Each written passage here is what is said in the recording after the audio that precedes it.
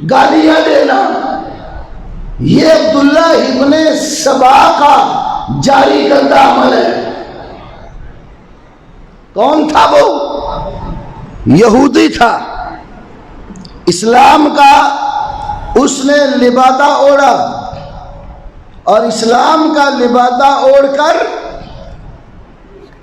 اس نے مسلمانوں کے عقائد خراب کرنے شروع کیے، اور انتخاب جس ہستی کا کیا، آخر کچھ لوگ پراپوگنڈا کرتے ہیں، جب اپنا کفر دنیا میں پھیلاتے ہیں تو بعض اوقات وہ کسی بڑی ہستی کا انتخاب کر کے اس کی محبت کے پردے میں سارا کچھ کرتے ہیں۔ تو انہوں نے حضرت علی رضی اللہ تعالیٰ عنہ کا انتخاب کر لیا، حب علی کے نعرے مارنے شروع کر دیے۔ یہ کتاب ہے فرق الشیعہ، حسن بن موسیٰ نوبختی کی، 3 صدی ہجری کا دشمنان صحابہ کا بڑا معروف ذاکر اور مولوی ہے۔ اس کتاب کے صفحہ 97 کے اوپر اس نے اپنے فرقوں کا ذکر کرتے ہوئے صفحہ 57 پر ایک ہیڈنگ ہے، پہلے اختلاف الشیعہ العلویہ بعد قتل امیر المومنین علی علیہ السلام السبائیہ، یہ ہیڈنگ باندھ کے پھر اس نے آگے یہ بات ذکر کی ہے کہ یہ جو سبائی گروہ ہے تسمى السبائیہ، یہ اصحاب عبداللہ ابن سبا، سبائی ٹولہ جو ہے اس کو سبائی کیوں کہتے ہیں؟ یہ عبداللہ ابن سبا کے ساتھی ہیں۔ وَقَانَ مِمَّنْ أَظْهَرَ الطَّعْنَ عَلَى أَبِي بَكْرٍ وَعُمَرَ وَعُثْمَانَ وَالصَّحَابَةِ وَتَبَرَّأَ مِنْهُمْ، یہ پہلا وہ شخص ہے جس نے سیدنا صدیق اکبر، سیدنا عمر، سیدنا عثمان اور دیگر صحابہ رضوان اللہ علیہم اجمعین کے اوپر طعن و تشریح کا اظہار کیا اور تبرہ بازی کی۔ اور یہ صرف اسی کتاب میں نہیں ہے، اس فرقے کی دوسری معتبر کتاب تنقیح المقال عبداللہ مامکانی کی، جلد 2 میں اس کتاب کی، اور صفحہ نمبر 184 ہے، اس کے اوپر بھی اس نے یہی بات لکھی ہے۔ کہتا ہے جس وقت یہودی تھا تو یہودی ہوتے ہوئے یہ موسیٰ علیہ السلام کے بارے میں دعویٰ کرتا تھا کہ یوشع بن نون ان کے وسیع ہیں، اور جب اسلام کا لبادہ اڑا تو پھر اس نے یہ کہنا شروع کر دیا کہ حضرت علی رسول اللہ کے وسیع ہیں، علی کی خلافت، ان کی امامت رسول اللہ صلی اللہ علیہ وسلم کے متصل بات تھی، اور ابو بکر، عمر، عثمان دیگر صحابہ نے ان کے ساتھ زیادتی کی، ان کا حق غصب کر لیا اور حق چھین کر ان کو خلافت سے بالکل محروم کر دیا، اور ان کی زوجہ محترمہ سیدہ فاطمہ کا باب فتح بھی چھین لیا، اور اتنا ظلم اور اتنی زیادتی کی، جس طرح کہ الاحتجاج تبرسی میں، الاحتجاج تبرسی میں یہ بات لکھی ہوئی ہے، کہتے ہیں کہ حضرت عمر نے جب یہ دیکھا کہ علی بیعت کرنے نہیں آئے تو انہوں نے خالد بن ولید کو ساتھ لیا اور حضرت علی کے دروازے پہ چلے گئے، جا کر دستک دی، دروازہ کھٹکھٹایا، نہیں کھلا، دھکا مارا دروازے کو، دروازہ توڑ ڈالا، اندر گھس گئے اور حضرت علی کو زبردستی دونوں نے پکڑ لیا اور گلے میں رسی ڈالی اور گھسیٹ کر لے جا کر بیعت کرا لی۔ ایسی باتیں پھیلائی اور پھر صحابہ کے اوپر طعن و تشریح کا دروازہ کھول دیا۔ یہ یہودیوں کی باقاعدہ سازش تھی، اور اس وقت سے آج تک یہودی نما لوگ اسی سازش کے تحت اصحاب رسول کو سیدنا علی کا نام لے کر گالیاں دیتے ہیں۔ حالانکہ حضرت علی کا یہ عقیدہ نہیں تھا، حضرت علی کا یہ نظریہ نہیں تھا۔ اہل سنہ کے نزدیک قرآن کے بعد جو سب سے زیادہ صحیح ترین کتاب سمجھی جاتی ہے، اصح الکتب بعد کتاب اللہ، صحیح بخاری، علماء دیوبند، علماء بریلی، علماء اہل حدیث، تمام اکابر علماء اس بات پر متفق ہے کہ قرآن کے بعد حدیث کی کتابوں میں سب سے زیادہ صحت والی کتاب صحیح بخاری ہے۔ ابھی حال ہی میں نے علماء دیوبند اور علماء بریلویہ کے اکابر علماء کے حوالہ جات تو کوئی 75 حوالہ جات میں نے جمع کر کے صحیح بخاری پر ایک مضمون لکھا ہے۔ یہ سارے اہل سنہ کہلانے والے علماء یہ سمجھتے ہیں کہ قرآن کے بعد صحیح بخاری کا مقام ہے۔ امام بخاری نے صحیح بخاری میں جو 97 کتب مرتب کی ہے، ان میں ایک کتاب کا نام ہے کتاب استتابۃ المرتدین، مرتد لوگوں سے توبہ کا مطالبہ، مرتدین کا ذکر۔ اس میں مختصر سی حدیث لائے، اُتِیَ علی رضی اللہ تعالی عنہ بزنادقہ فاحرقہم، حضرت علی کے پاس کچھ زندیق لائے گئے تو حضرت علی نے کیا کیا؟ فاحرقہم، حضرت علی نے ان زندیقوں کو آگ میں جلا دیا۔ وہ زندیق کون تھے؟ فتح الباری، شرح صحیح بخاری، دار طیبہ کی چھپی ہوئی، جلد نمبر 16، صفحہ نمبر 143۔ اس میں حافظ ابن حجر عسقلانی رحمہ اللہ یہ بات ذکر کرتے ہیں کہ وہ جو زندیق حضرت علی کے پاس لائے گئے، امام ابو المظفر الاسفرائیلی اپنی کتاب الملل والنحل میں کہتے ہیں ان الذین احرقهم علی طائفۃ من الروافض ادعوا فیہ الالہیہ وهم السباعیہ، وہ گروہ جن کو حضرت علی نے آگ میں جلایا وہ رافضیوں کا سبائی گروہ تھا، جنہوں حضرت علی کے بارے میں الہ ہونے کا دعویٰ کیا۔ آج بھی ہے نا ہمارے ملک میں علی اللہ والے، پورا ایک گروہ ہے جو حضرت علی کو اللہ کہتے ہیں۔ ان کی ویڈیوز کلپس نیٹ کے اوپر موجود ہیں۔ حضرت علی کو اللہ کہنے والے لوگ اس دور میں بھی تھے۔ جب حضرت علی کو پتا چلا کچھ ایسے لوگ ہیں جو کوفہ کی جامعہ مسجد میں اس کی آس پاس رہتے ہیں اور میرے بارے میں دعویٰ کرتے ہیں کہ علی الہ ہے۔ کیا دعویٰ کرتے ہیں؟ علی الہ ہے۔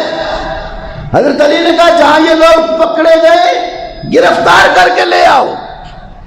پھر کچھ لوگ پکڑے گئے، پھر آگے انہوں نے امام ابو طاہر المخلص کی کتاب المخلصیات جلد سوم صفحہ 151 سے باسند حسن یہ روایت نقل کی ہے۔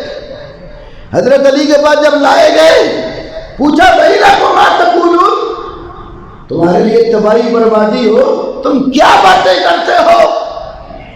قالوا انت ربنا وخالقنا ورازقنا، کہنے لگے علی تو ہمارے رب ہے، تو ہمارا خالق ہے، پیدا کرنے والا تو ہے اور ہمیں روزی دینے والا بھی تو ہے۔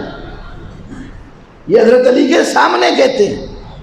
اور حضرت علی کیا کہتے ہیں؟ وَإِلَكُمْ إِنَّمَا أَنَا عَبْدٌ مِثْلُكُمْ آكُلُ الطَّعَامَ كَمَا تَأْكُلُونَ وَأَشْرَبُ كَمَا تَشْرَبُونَ، کہنے لگے تمہارا بیڑا غرق ہو، میں تمہاری طرح اللہ کا بندہ ہوں، الہ نہیں ہوں، عبد ہوں، بندہ ہوں۔ جیسے تم کھاتے ہو ویسے ہی میں کھاتا ہوں، جیسے تم پیتے ہو ویسے ہی میں پیتا ہوں۔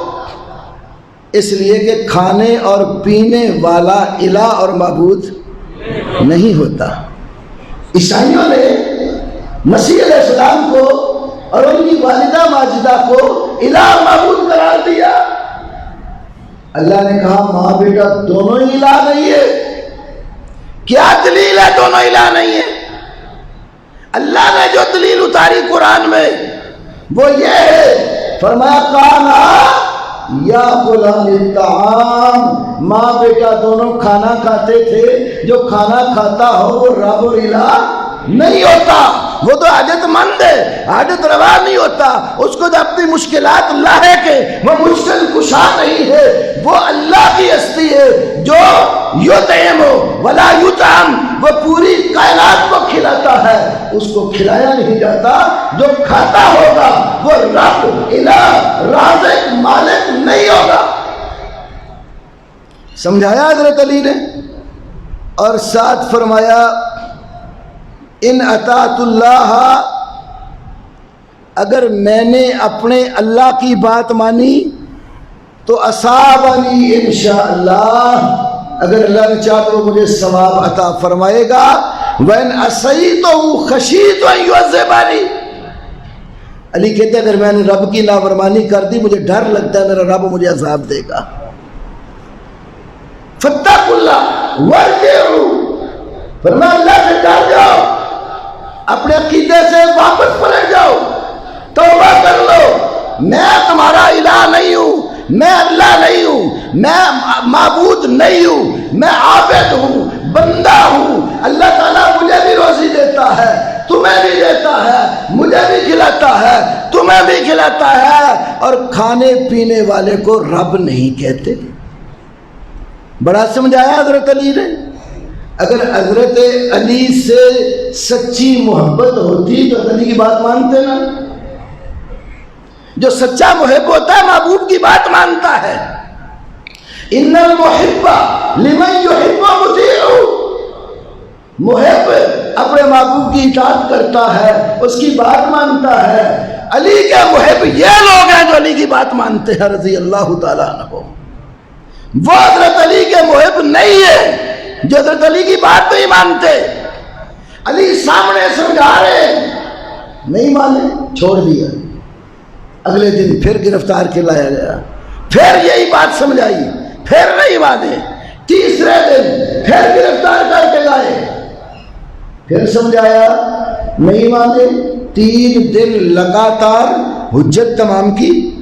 حجت پوری کرنے کے بعد حضرت علی نے حکم دیا آگ جلا کر ان سبائیوں کو آگ میں جلا کے راکھ کر دیا. تو یہ عبداللہ ابن سبا کا گروہ تھا جنہوں نے مسلمانوں کی عقائد خراب کرنے کے لیے انتخاب حضرت علی کا کیا اور ان کو الہ بھی قرار دیا اور ان کو رسول اللہ صلی اللہ علیہ وسلم کے بعد آپ کی مسند خلافت کا والی اور وارث بھی بنایا. جبکہ حضرت علی نہ ہی اللہ کے سوا کسی کو الہ مانتے تھے، نہ ہی یہ سمجھتے تھے کہ رسول اللہ صلی اللہ علیہ وسلم کے بعد خلافت ان کا حق ہے. قطعاً نہیں سمجھتے. وہ سمجھتے تھے کہ جو خلفاء مہاجرین اور انصار نے مشاورت کے ساتھ بنا لیے ہیں، اسی مشاورت میں اللہ کی رضا ہے. مستدرک حاکم کتاب و معرفت الصحابہ حدیث نمبر 4471، امام بہقی کے سنن الکبریٰ، دوسری کتاب امام بہقی کی الاعتقاد. حدیث کیا ہے؟ جس وقت ابو بکر صدیق رضی اللہ تعالی عنہ کو خلیفہ مقرر کیا گیا تو حضرت علی اور حضرت زبیر رضی اللہ تعالی عنہ جب یہ دونوں آئے تو انہوں نے ایک گلہ کیا. وہ شکوہ کیا تھا؟ یہ شکوہ نہیں تھا کہ ابو بکر خلافت کے حقدار نہیں ہے، یہ شکوہ نہیں تھا کہ میں رسول اللہ کا وصی ہوں، خلافت بلا فصل میری ہے تو تم نے غصب کر لی. نہیں، کیا کہتے ہیں؟ ما غصبنا الا انا اخرنا عن المشاورہ. ناراضگی ہمیں صرف اتنی سی ہے کہ مشورے میں ہم بھی شریک ہو جاتے تو بہتر تھا، ہمیں مشورے میں شریک نہیں کیا گیا. اور ساتھ کیا فرمایا؟ وَإِنَّا نَرَىٰ أَنَّ أَبَا بَكْرٍ أَحَقَّ النَّاسِ بِهَا بَعْدَ رسول اللہ صلی اللہ علیہ وسلم. علی کہتے ہیں ہم یہ سمجھتے ہیں کہ ابو بکر احق الناس بہا، خلافت کے زیادہ حقدار ہیں بعد رسول اللہ، رسول اللہ صلی اللہ علیہ وسلم کے بعد. اگر علی کا حق ہوتا تو کہتے نا حق میرا تھا تو انہیں چھین لیا. کہا کہ ہم سمجھتے ہیں ابو بکر رسول اللہ صلی اللہ علیہ وسلم کے بعد خلافت کے زیادہ حقدار ہیں. وجہ خلافت کے زیادہ حقدار ہونے کا سبب انہو لصاحب الغار، انہو لصاحب الغار. علی کہتے ہیں ابو بکر رسول پاک کے غار کے ساتھی. وثانی اثنین، دو میں سے دوسرے غار کے ساتھی. یہ میں تفسیر کھول رہا ہوں 11ویں امام حسن عسکری کی. یہ یار دوستوں کے ہیں نا دشمنان صحابہ کے 11ویں امام حسن عسکری کی تفسیر ہے. صفحہ نمبر 435 ہے اور 436 ہے. اس کے اوپر رسول اللہ صلی اللہ علیہ وسلم کی ہجرت کا قصہ لکھا ہے. نبی پاک صلی اللہ علیہ وسلم آپ سنتے ہیں نا، کہا جاتا ہے، بعض سیرت نگار بھی لکھتے ہیں، جب ہجرت کرنی تھی اپنے بستر پر کسے سلایا؟ حضرت علی رضی اللہ تعالیٰ عنہ کو کیا ذمہ داری لگائی؟ لوگوں کی جو امانتیں ہیں نا یہ سپرد کر کے ان کے تم بھی مہاجر ہو کے آ جانا، یہ ڈیوٹی لگائی. علی کے حوالے کو مکے کے کفار کی امانتیں اور نبوت والی امانت کس کے حوالے ہو گئی؟ نبوت والی امانت، اللہ کی امانت کس کے حوالے ہوئی؟ ابو بکر صدیق کے. 11ویں امام حسن عسکری کہتے ہیں اللہ تعالیٰ نے نبی پاک سے کہا وَآمُرُكَ أَن تَسْتَصْحَبَ أَبَا بَكْرٍ، میں تمہیں حکم دیتا ہوں کہ اپنا رفیق سفر ابو بکر کو بنا لے رضی اللہ تعالی عنہ. تو اللہ کے حکم کے ساتھ نبی صلی اللہ علیہ وسلم نے ابو بکر صدیق کو ساتھ لیا، مہاجر ہوئے. اور صدیق اکبر نے کمال وفاداری کا ساتھ دیا. اور واحد یہ فضیلت صدیق اکبر کی ہے جنہیں 3 دن 3 راتیں اللہ کے نبی کا تنہائی میں دیدار ہوا. اس شرف میں کوئی صحابی دوسرا شریک نہیں ہے.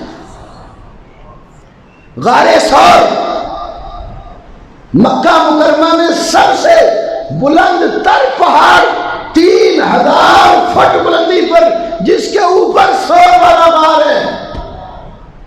آج بھی بڑا کٹھن راستہ ہے، اگرچہ کچھ لوگوں نے سیڑھیاں بنا دی لیکن بعض جگہوں پر بالکل چڑھائیاں سیدھی ہیں، مشکل ترین راستہ ہے.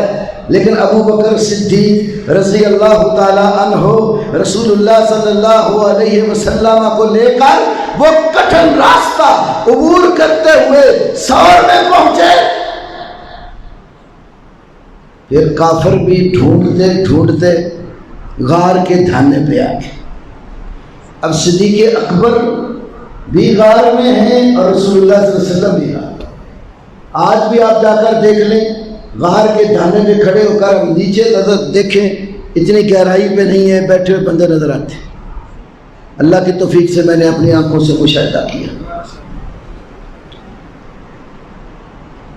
اب اللہ تعالیٰ نے کس فوج سے مدد کی؟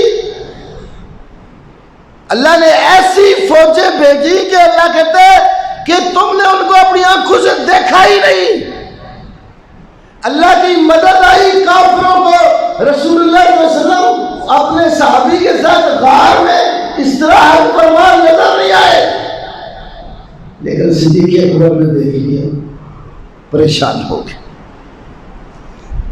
میں کہتا ہوں کہ یار لوگوں نے یہاں ایک کہانی بنائی ہوئی ہے, جیسے ابو بکر نے اونچا اونچا رونا شروع کر دیا تاکہ کافروں کو پتہ لگ جائے یہی ہے, پکڑوا دیا جائے. اور اللہ کے بندو اگر یہی مسئلہ ہوتا تو اللہ نے نبی کو حکم دینا تھا کہ اپنے ساتھ ابو بکر کو لے جا. اللہ کو نہیں پتا تھا کہ یہ میں ساتھ جس کو بھیج کر رہا ہوں یہ غار میں جا کر پکڑوا کے مروا دے گا. اور صدیق کو اپنی جان کا کوئی خطرہ نہ تھا. صدیق کو رسول اللہ کی ذات کا خطرہ تھا کہ میرے نبی کا کوئی آنچ نہ آئے. جب صدیق پریشان ہوئے تو اللہ تعالیٰ نے رسول اللہ صلی اللہ علیہ وسلم کو وحی میں جو آیتیں دی اس پہ غور کریں نا. ثانی اثنین اذ ہما فی الغار والی جو آیت ہے, اذ یقول لصاحبہ لا تحزن ان اللہ معنا, جب وہ اپنے صحابی کو صاحب کو کہہ رہے تھے. یہ وہ آیت ہے جو صدیق اکبر کی صحابیت ثابت کرتی ہے اور نص قطعی ہے قرآن کی.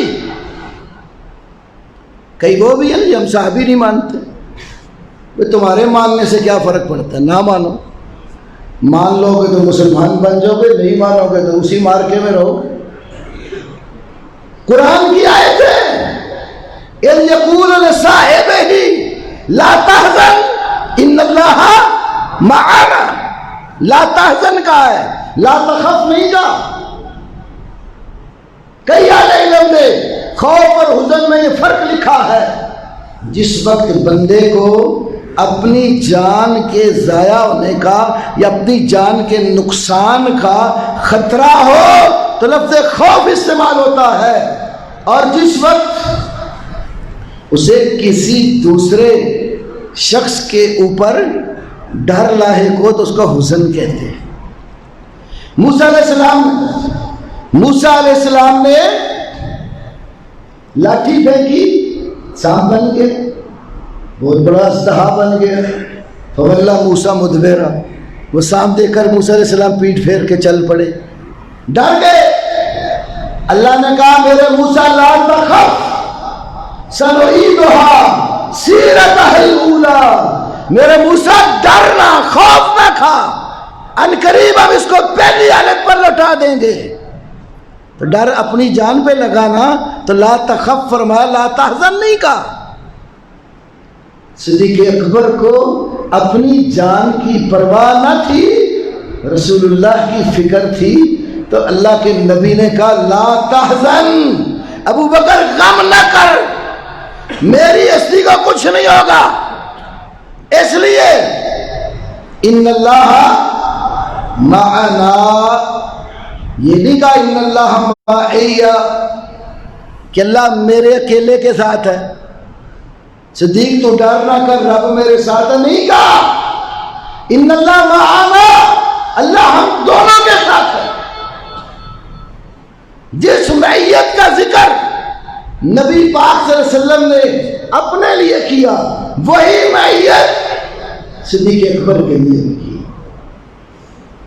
تو اللہ کے نبی کو جب حکم ملا, تفسیر حسن عسکری کہ ابو بکر کو ساتھ لے جاؤ, رسول اللہ صلی اللہ علیہ وسلم تشریف لائے ابو بکر صدیق کے پاس, پوچھا ارضیتا ان تکون معی یا ابا بکر تطلب کما اطلب, اے ابو بکر کیا تو راضی ہے, پسند کرتا ہے کہ تو میرے ساتھ سفر پر چلے اور جیسے کافر میری تلاش میں نکلے تجھے بھی اسی طرح ہی ڈھونڈا جائے.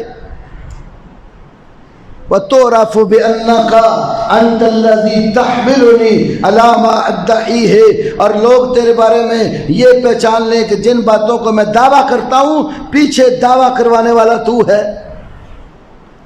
فَتَحْمِلُ عَنِّي أَنْوَاءَ الْعَذَابِ, اور میری وجہ سے ابو بکر تجھے دنیا جہان کی عذاب، تکلیفیں، پریشانیاں اور دکھ اٹھانے پڑے، تو کیا تمہیں پسند ہے؟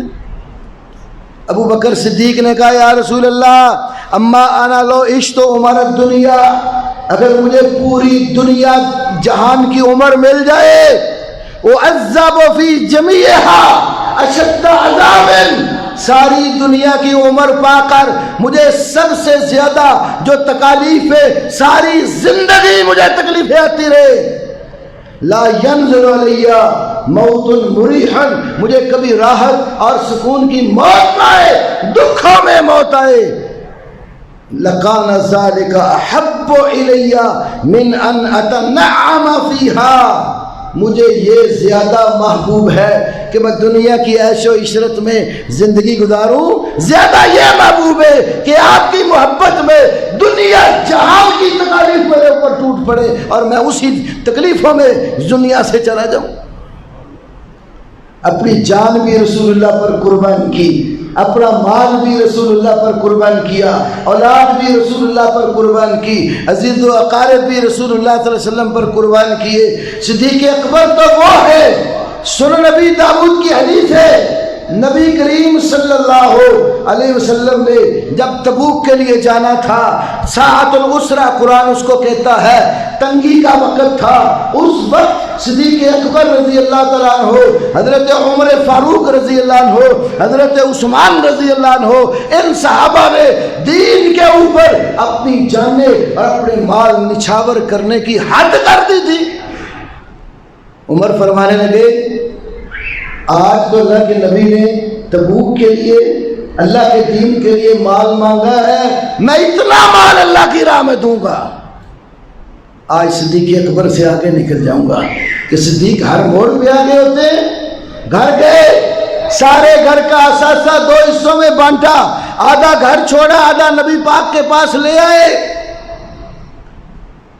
آپ نے پوچھا عمر کیا لائے ہو؟ کہنے لگے یا رسول اللہ میں آدھا سامان لے کر اپنے گھر کا لے آپ کے پاس آ گیا، اور سمجھنے لگے کون ہوگا جو اتنا زیادہ مال اللہ کے نبی کی خدمت میں دے گا۔ آپ نے پوچھا میرے ابو بکر تم کیا لائے ہو؟ ابو بکر صدیق کہنے لگے یا رسول اللہ میرے گھر میں جو کچھ بھی تھا میں اٹھا کر آپ کے قدموں میں لے آیا ہوں۔ پوچھا ابو بکر گھر والوں کے لیے کیا چھوڑا؟ ابو داؤد کے الفاظ میں فرمایا فما ابقیت لهم الا اللہ ورسولہ، اللہ اس کے رسول کی محبت کے سوا گھر میں کچھ نہیں چھوڑا۔ سبحان اللہ، ماشاءاللہ۔ جس ابو بکر نے سارا مال اللہ کے نبی کے قدموں پر ڈھیر کر دیا اور دنیا سے جب گئے تو ان کے پاس اپنے مال سے نئے کپڑے بھی کفن کے لیے نہیں تھے۔ اس ابو بکر کے بارے میں کہتے ہو کہ انہوں نے ظلم کیا، بی بی فاطمہ تو زہرا کا حق غصب کر لیا، باغ فتح چھین لیا۔ اچھا وہ جن کے بارے میں یہ کہا جاتا ہے کہ ان پر ظلم ہوا، ان سے پوچھتے نہیں کہ آپ کا نقطہ نظر کیا ہے، یہ وکیل صفائی زیادہ بن کے تبرہ بازیاں کرتے ہیں۔ بھئی حضرت علی سے بھی تو پوچھو، علی کی اولاد حسن حسین سے پوچھو، حسن حسین کے بعد علی زین العابدین سے پوچھ لو، علی کے بیٹے زید بن علی بن حسین بن علی بن ابی طالب سے پوچھ لو، بھئی فتح کے بارے میں تمہارا کیا نقطہ نظر ہے؟ صدیق نے ظلم کیا تمہارے ساتھ؟ اللہ کے بندو، ابو بکر صدیق نے کسی کے ساتھ ذرہ برابر بھی ظلم نہیں کیا۔ سیدہ فاطمہ تو زہرا نے جب ان سے بات کی، انہوں نے رسول اللہ کا فرمان سنایا، اپنے نبی کی، اپنے باپ کی بات سن کر فاطمہ نے دوسری بات ہی نہیں کی۔ چلو میں مان لیتا ہوں، چھین لیا، ابو بکر نے ظلم کر لیا، عمر نے بھی ظلم کر لیا، عثمان نے بھی ظلم کر لیا، نہیں دیا۔ تو جب حضرت علی کی حکومت تھی تو وہ جائیداد منقولہ تھی کہ غیر منقولہ تھی؟ زمین تھی نا فتح کی، ایک باغ تھا، 10-12 کھجوروں کے درخت تھے، تو وہ فتح کی زمین آج بھی اسی طرح ہی اس جگہ پر موجود ہے. حضرت علی خلیفہ بنے، اپنے دور خلافت میں انہوں نے عثمان کا کیا کیا؟ اگر حضرت ابو بکر عمر عثمان نے جو چھین لیا تھا تو علی کی حکومت تھی تو واپس نہیں لے سکتے تھے. حضرت حسن کی 6 ماہ حکومت رہی، انہوں نے کیا سلوک کیا اس کے ساتھ؟ انہوں نے بھی وہی فیصلہ کیا جو نبی علیہ السلام کی زندگی میں تھا، جو صدیق اکبر کی زندگی میں تھا، جو فاروق اعظم کی زندگی میں تھا، جو عثمان غنی کی زندگی میں تھا. وہی فیصلہ حضرت علی کے دور میں تھا، وہی فیصلہ حسن کے دور میں تھا.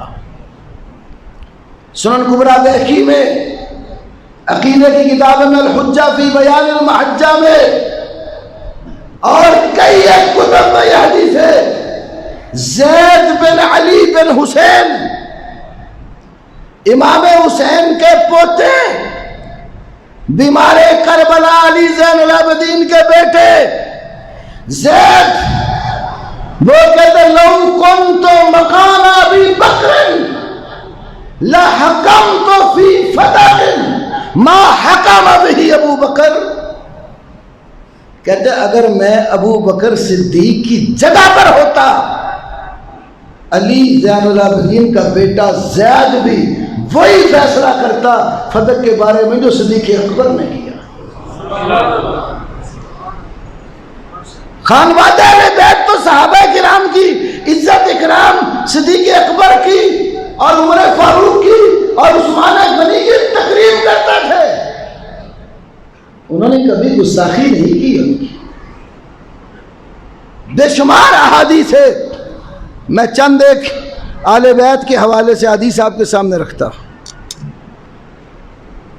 آپ کو پتا ہے نا، آج صحابہ کی دشمنی میں وہ لوگ سب سے آگے ہیں جو کہتے ہیں ہم 12 کو ماننے والے ہیں، ہم 12 کو ماننے والے ہیں.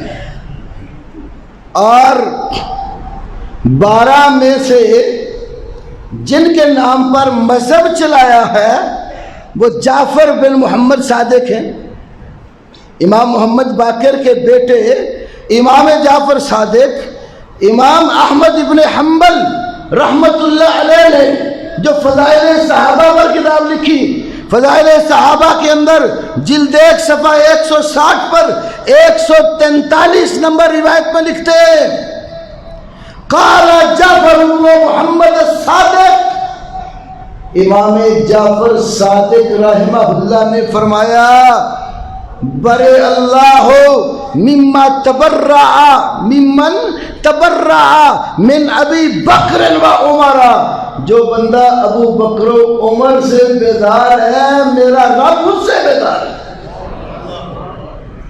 اسی طرح امام جعفر صادق کے والد علی زین العابدین کے بیٹے امام محمد باقر رحمہ اللہ کہتے ہیں ہمارے ہاں ہماری کتابوں میں تاریخ دمشق جلد نمبر 47 صفحہ نمبر 223 دشمنان صحابہ کی کتاب علی بن عیسیٰ الاربلی کی کشف الغمہ فی معرفت الائمہ، کشف الغمہ میں یہ بات موجود ہے. امام محمد باقر رحمہ اللہ کیا کہتے ہیں؟ پہلے میں آپ کے ساتھ تاریخ دمشق کے الفاظ رکھتا ہوں. امام محمد باقر اللہ سے دعا مانگتے ہیں، اللہم انی اتولا ابا بکر و عمر و احبہما، اے میرے اللہ میں ابو بکر اور عمر سے دوستی رکھتا ہوں، وَأُحِبُّهُمَا، ان دونوں سے محبت کرتا ہوں. کس کو کہہ رہے ہیں؟ اللہ کو مخاطب. اللہم انی اتولا ابا بکر وعمر وأحبهما، اے اللہ میں ابو بکر اور عمر سے دوستی رکھتا ہوں اور ان سے محبت کرتا ہوں. اب یہاں ایک اور بھی بڑا مسئلہ ہے. کچھ لوگ کہہ دیتے ہیں وہ انہوں نے تقیہ کیا ہوگا. تقیہ سمجھتے ہو؟ اوپر سے کچھ اندر سے کچھ، زبان پہ کلمات اور دل میں کچھ اور، تقیہ کیا ہوگا کیونکہ اصول کافی میں لکھا ہے التقیہ من دینی ومن دین آبائی لا دین لمن لا تقیہ لا، تقیہ میرا میرے باپ دادے کا دین ہے، جو تقیہ نہیں کرتا اس کا دین ہی نہیں ہے۔ امام بخاری اس لیے تو بڑے رافضیوں سے چکنے رہتے تھے۔ امام بخاری رحمت اللہ علیہ روافض سے کوئی روایت نہیں لیتے تھے۔ کیوں نہیں لیتے تھے؟ وہ سمجھتے تھے یہ تقیے کی آڑ میں جھوٹ بولتے ہیں۔ اسی لیے امام بخاری نے اپنی کتاب خلق و افعال العباد میں لکھا لا ابالی صلیت خلف الرافضی والجہمی ام صلیت خلف الیہودی والنصرانی۔ بخاری فرماتے ہیں مجھے کوئی پرواہ نہیں ہے میں کسی جہمی یا رافضی کے پیچھے نماز پڑھ لوں یا کسی یہودی اور عیسائی کے پیچھے پڑھ لوں۔ اس لیے ایک گروہ انتہائی خباثت کی حد تک آگے نکل چکا۔ امام ابن تیمیہ نے منہاج السنہ جلد نمبر 1 صفحہ نمبر 27 پر لکھا ہے، یہودیوں سے پوچھو موسیٰ علیہ السلام کے بعد افضل کون لوگ ہیں؟ وہ کیا کہتے ہیں؟ اصحاب موسیٰ، کہ موسیٰ علیہ السلام کے بعد ان کی امت میں سب سے افضل یہودی کس کو مانتے ہیں؟ موسیٰ علیہ السلام کے ساتھیوں کو، صحابہ کو۔ عیسائیوں سے پوچھا جائے تمہارا نزدیک عیسیٰ علیہ السلام کو اٹھ جانے کے بعد افضل کون ہے؟ وہ کہتے ہیں صحابہ عیسیٰ۔ امام ابن تیمیہ کہتے ہیں ان سے پوچھا جائے محمد صلی اللہ علیہ وسلم کے بعد سب سے برے لوگ کون؟ یہ کہتے ہیں صحابہ محمد۔ اتنی بری قوم ہے یہ۔ تو اب کیا امام محمد باقر نے اوپر اوپر سے بات کی یا اندر سے کہی؟ اگلا جملہ یہ ہے اللہم ان کان فی نفسی غیر ھذا فلا نالت لی شفاعت محمد صلی اللہ علیہ وسلم یوم القیامہ۔ میرے اللہ اگر میرے اندر اس کے علاوہ کوئی اور بات ہو کل قیامت والے دن میرے نانا محمد کی سفارش مجھے نصیب نہ ہو۔ یہ عقیدہ ہے امام باقر کا کہ صدیق اکبر سے، فاروق اعظم سے اگر کوئی عداوت رکھتا ہے اسے رسول اللہ کی سفارش نصیب نہیں ہوگی۔ رسول اللہ کی سفارش جن لوگوں کو ملے گی وہ ابو بکر سے بھی محبت کرتے ہیں اور عمر سے بھی محبت کرتے ہیں۔ آئیے اس سے اوپر تھوڑا سا، امام محمد باقر کے والد علی بن حسین، جنہیں آپ محرم میں علی زین العابدین یا سجاد کے نام پر ذاکروں کی زبان سے سنتے ہیں، امام علی زین العابدین حضرت حسین کے بیٹے جو کربلا میں مردوں میں سے ایک ہی بچے تھے، اور اشتہاروں میں آپ نے کئی جگہ دیکھا ہوگا ماتم بیمار کربلا، بیمار کربلا۔ جب کربلا سے واپس لوٹے تھے کوفہ کی جانب، العیون العبرہ فی مقتل سید الشہداء، ایران سے چھپی کتاب، دوسری کتاب الاحتجاج طبرسی کی، تیسری کتاب جلال باقر مجلسی کی، تینوں کتابوں میں لکھا ہے جب علی زین العابدین کوفہ کی طرف پلٹے، دیکھا آل کوفہ کی عورتیں کپڑے پھاڑ رہی ہیں، واویلے کر رہی ہیں، چہروں پہ تھپڑ مار رہی ہیں، اور اس ماتم میں مرد بھی ساتھ شریک ہیں، روتے پیٹتے دیکھا۔ کیا کہا علی زین العابدین نے؟ ہاؤلائے یبکون علینا فمن قتلنا، یہ لوگ ہمارے اوپر رونا دھونا کر رہے ہیں، پھر ہمارا قاتل کون ہے؟ ہاؤلائے یبکون علینا، ان سے تو کبھی آپ نے پوچھا ہی نہیں جو اس کیس کے مدعی ہے کہ تمہارا دعویٰ کیا ہے اور مدعی کون ہے جن کے خلاف تم قتل حسین کا دعویٰ کرتے ہیں۔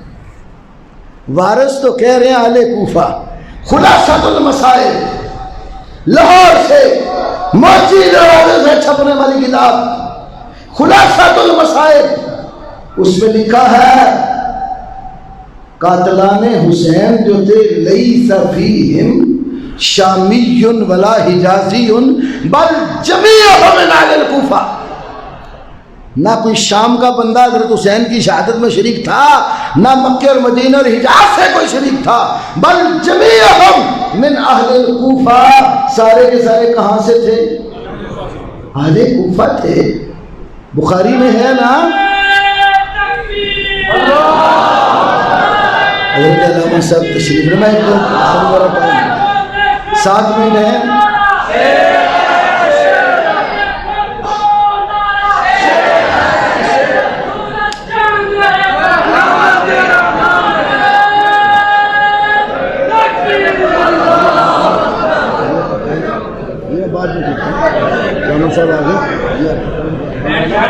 بیٹھ جائے، بس میرے تھوڑے سے منٹ رہ گئے ہیں، میں ایک دو باتیں آپ سے کر لوں۔ علامہ صاحب کی موجودگی میں 2-4 باتیں سن لیں آپ، پھر انشاءاللہ ان کا مفصل خطاب ہوگا۔ میں یہ بات عرض کر رہا تھا، صحیح بخاری کی حدیث ہے، عبداللہ ابن عمر کے پاس عراق سے کچھ لوگ آئے حج کے لیے، اور جب عراق سے حج کرنے آئے تو ایک عراقی مسئلہ پوچھتا ہے عبداللہ بن عمر سے کہ یہ بتائیے کہ احرام باندھا ہوا ہو حاجی نے تو مچھر مار دے تو کیا جرمانہ ہوگا؟ فرمانے لگے عراقیو تم بھی بڑے عجیب قوم ہو، رسول پاک کے نواسے کو شہید کر دیا تو جرمانہ نہیں پوچھا، حالت احرام میں مچھر مارنے کا جرمانہ پوچھتے ہو؟ وہ امام علی زین العابدین کشف الغمہ جلد نمبر 2 صفحہ 78 سے آخری حوالہ ذکر کر کے بات ختم کر رہا ہوں۔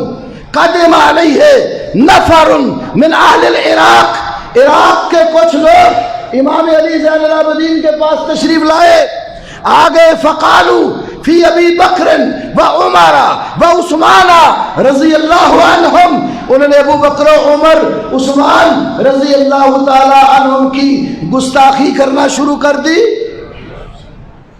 امام علی زین العابدین پوچھتے ہیں بھائی تم مجھے یہ بتاؤ کیا تم مہاجر ہو؟ اب 2 ادھر رکھے میں ختم کرنے والا ہوں، کیا تم مہاجر ہو؟ تو وہ عراقیوں نے کہا مہاجر نہیں ہے۔ پھر پوچھا کیا تم انصاری ہو؟ انہوں نے کہا ہم انصاری بھی نہیں ہیں۔ علی زین العابدین کہتے ہیں پھر میں حسین کا بیٹا علی یقین سے کہتا ہوں تم وہ بھی نہیں ہو جن کا تذکرہ مہاجرین اور انصار کے بعد آیا ہے۔ سورہ حشر میں اللہ نے پہلے مہاجرین کا ذکر کیا ہے، پھر انصار کا ذکر کیا ہے، پھر اس گروہ کا ذکر کیا ہے جو مہاجرین اور انصار کے حق میں دعا مانگتے ہوئے کہتا ہے ربنا اغفر لنا ولاخواننا الذین سبقونا بالایمان ولا تجعل فی قلوبنا غلا للذین آمنوا ربنا انک رؤوف الرحیم۔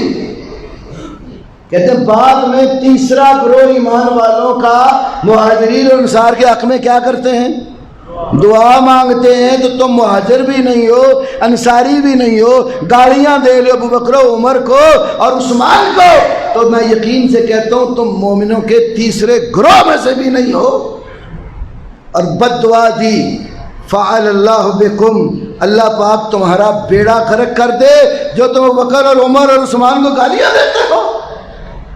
تو مہاجرین اور انصار یہ وہ ایمان والے ہیں جن کو سابقون الاولون اللہ کہتا ہے، اور قیامت تک آنے والے مہاجرین اور انصار کے پیروکار، صحابہ کے حبدار، جانثاران مصطفیٰ کے غلام اور خدام جب تک زندہ ہے سروئے زمین پر انشاءاللہ ثم انشاءاللہ، جب تک ایک ایک بچہ مسلمانوں کا، صحابہ کی محبت کرنے والوں کا زندہ ہے، کسی فرد کو بھی گلشن رسالت کی ان کلیوں پر ہم گفتگو کرنے تو دور کی بات ہے، زبان کھولنے بھی نہیں دیں گے انشاءاللہ الرحمن۔ وآخر دعوانا الحمدللہ۔